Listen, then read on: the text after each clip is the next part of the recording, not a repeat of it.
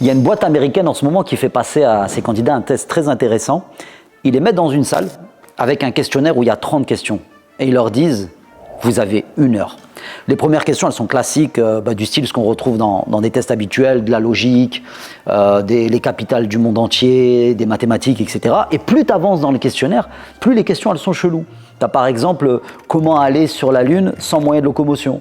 Il y en a une autre, c'était combien d'habits tu as acheté cette année. Et là, du coup, tu vois apparaître 2 types de candidats dans la salle. Il y en a qui sont hyper stressés et qui veulent répondre le plus rapidement possible parce qu'en vérité, c'est vrai, répondre à 30 questions en 1 heure, c'est juste.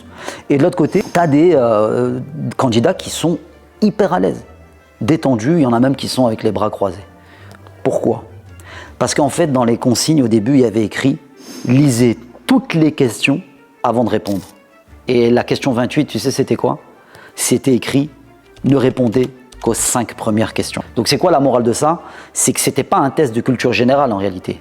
C'était un test pour tester ta capacité à ralentir, à réfléchir et à te poser avant de passer à l'action. Et bien c'est exactement ça qui fait la différence dans l'entrepreneuriat.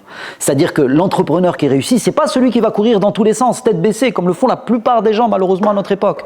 C'est celui qui va savoir d'abord se poser, réfléchir, lire le plan d'action pour ensuite passer à l'action. Donc mon conseil en vrai, si tu veux réussir en business, avant même d'apprendre le marketing, la communication, les techniques de vente, etc., comme on le fait avec nos élèves, ce qu'on fait au préalable, et c'est ce que tu vas faire toi aussi, c'est apprendre à te poser, réfléchir, mettre en place un plan d'action pour ensuite suivre ce plan d'action. C'est à mon avis la compétence la plus précieuse de nos jours dans l'entrepreneuriat.